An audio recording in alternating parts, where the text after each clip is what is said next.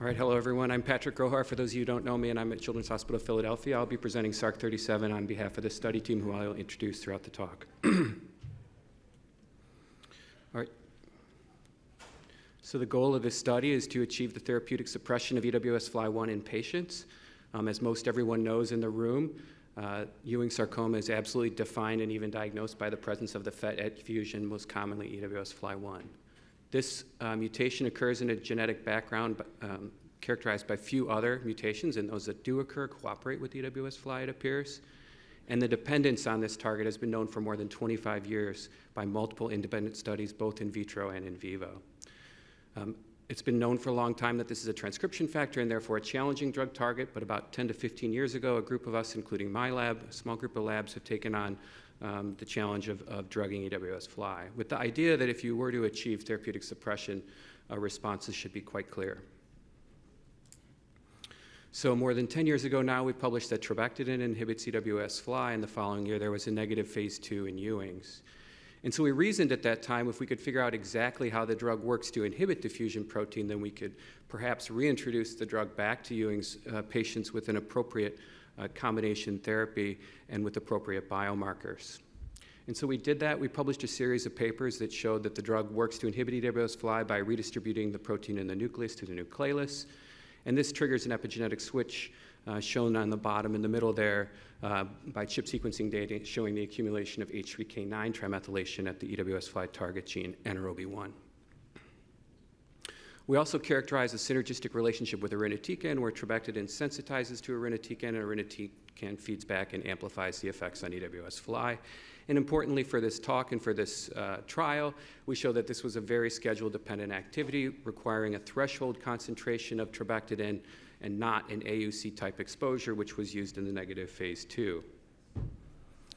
And so the goal of this study is to try to translate these preclinical observations to patients to inhibit EWS-FLI. The hypothesis was based on published PK data that if we simply gave the drug as a 1-hour infusion, we should achieve this threshold concentration, inhibit EWS-FLI to drive patient responses.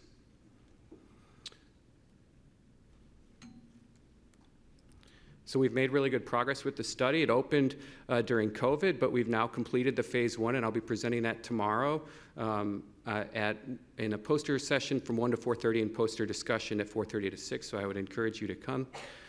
We enrolled 19 patients in 20 months, which I think as a single histology at 4 or 5 sites was pretty good, especially given the time frame.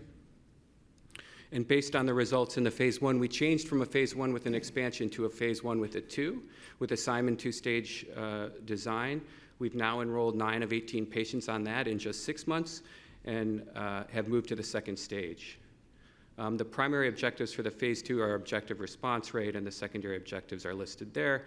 And so, again, we would also like to try to finish this trial by the end of the year, so if you could send us your patients, please. The key inclusion criteria is age greater than 6. It has to be a documented EWS-FLI fusion and subtype with adequate organ and performance status. And what's emerging as a theme of the meeting is that we also have a ton of correlative biology, which we hope to present at CTOS, which really is a credit to the committed investigators who are part of the SARC037 team. We have both pre- and post-treatment biopsies in subsets of patients, pre-treatment biopsies that we've used to create Trabectedin-resistant models in PDX models, as well as to perform single-cell and bulk RNA sequencing. We've also explored the use of 18F-FLT as a biomarker of EWS-FLI suppression, and I'll report some of this tomorrow at the poster. And so I've just highlighted some of the investigators who've been involved in the correlative biology. It was very NCI heavy. Pete Choyke helped with the imaging studies along with Liza Lendenberg. And then Cody Peer and Doug Fig did the PK studies. And then the models were all established at Nationwide by Ryan Roberts, and Brian Crompton and Mas Hayashi did the circulating tumor DNA and circulating tumor cell collections. I think to speak to the importance of correlative biology, I think one of the important points to make is that it's very doable within the context of SARC. So this is how the tissue traveled all over this study, and it took, again, a committed group of not only investigators, but also nurse practitioners and coordinators who I've listed sort of the pioneers on the left who started the process and the shipping and all that FedEx work that went into this, and the current coordinators who are continuing it.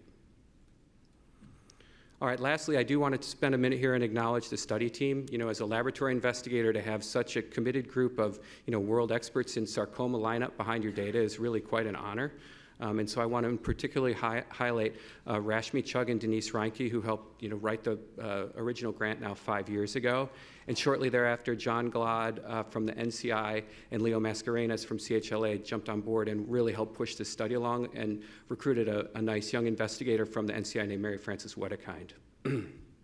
More recently, we've been fortunate to have the enthusiastic participation of Bob Mackey, who's at Memorial Sloan Kettering, and Steve Du Bois from Dana-Farber, who also continue to add to this study. And then we had some really wonderful support from funding agencies as well. We had at the NCR, a program officer was named Bill Timmer, who actually passed away while the study was going on, who really was a fierce advocate for both the biology and the clinical study. And Carol Basso from 1 Million for Anna supported the study fiercely as well. And Janssen was a great partner as well. And then lastly, I want to thank everybody who has referred patients. Julia Glade-Bender and Farzana Pashankar sent multiple patients to us, so I'm thanking them. Oh, and importantly, SARC has been great to work with for this study. Stephen Young has personally been involved with the study more than he probably wants, and Lindsay Overman took over as a coordinator and inherited quite a complicated study with all that tissue. So anyway, thank you for your attention, and please come to the poster tomorrow.